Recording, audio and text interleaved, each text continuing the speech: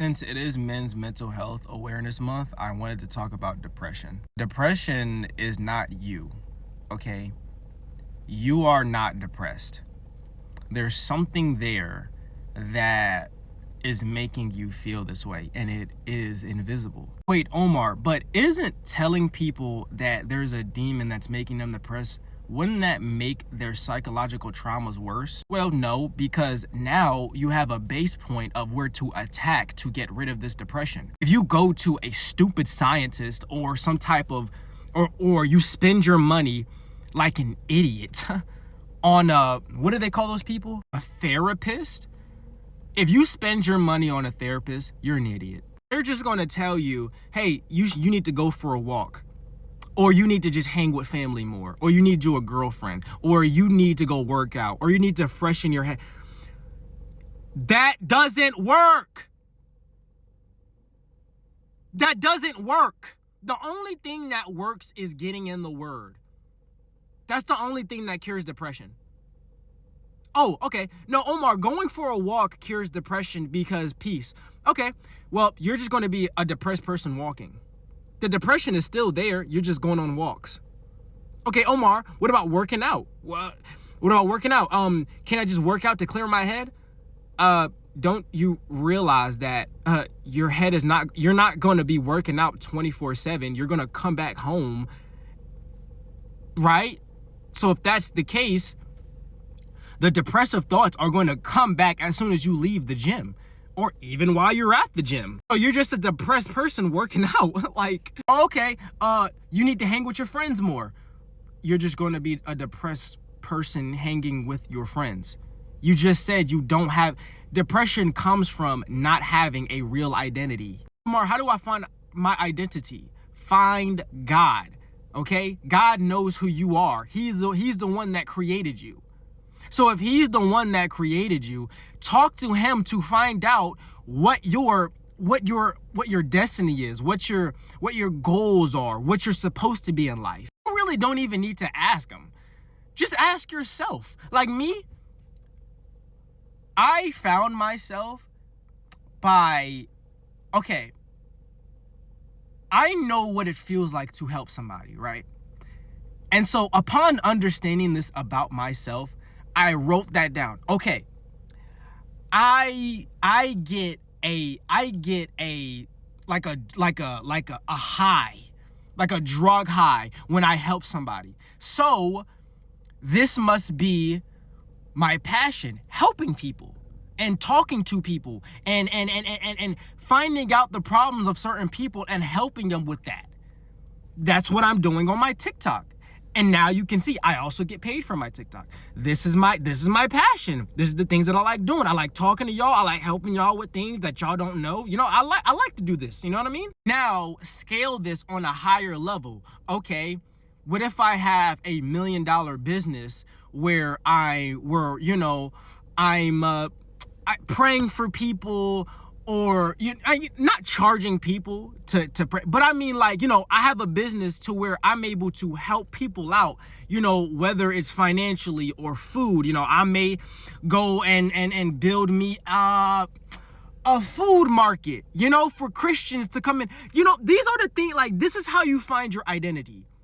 You find out what you like that's positive, that's a part that's a part of God, because helping people is a part of God. So find out the things that you like doing that's positive, that's a part of God, and then work on that. That's all you need. All you need is to find out what you like to do to help people, that in regards to helping other people. Boom, you got it. Because guess what? Your expenses, because, all right, look, once you find out the things that you like doing in regards of helping other people, now you have a relationship with other people.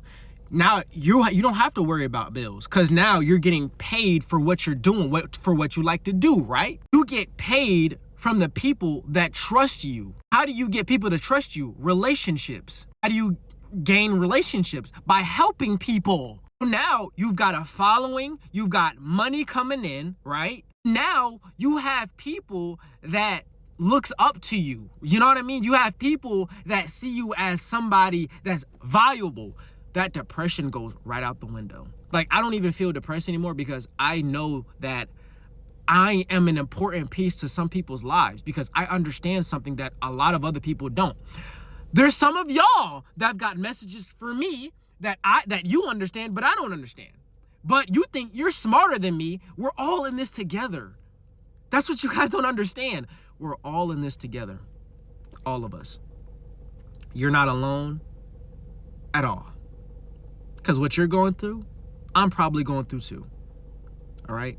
We're all in this together. All you have to do is understand that we're all in this together. You are not by yourself. These spirits, they want you to separate yourself from other people. They want you to feel isolated. They want you to feel, because once you start thinking to yourself, hey, maybe I'm not valuable within society. This is why depressed people, they go into isolation. This is why. No, dude. Oh my gosh. Literally every single person who has ever been depressed, they stay in their room all day, away from everybody. They don't text nobody. Why? Because it's the spirit. The spirit has convinced them to stay in the house, get away from people. But you're a human. You're a human. See, you'll know when a demon is talking to you when it's going against how you were made naturally. I mean, to tell me I'm supposed to be isolated because I feel some type of way. No, let me go around people. You know what I mean? Let me go around people. Let me get up out of this bed and let me go interact with people. Let me go to church. Let me go help some people. You know what I mean? But no, these spirits will tell you, isolate yourself. Now, once you're isolated for a certain number of years, then that's when the suicidal thoughts will starting to come. Then now this is why people they start to cut themselves and stuff like that. Not necessarily for attention. A lot of it is for attention, but most of it is just like the reason why when you get a tattoo, you want to get another tattoo. Spirits love cutting into skin.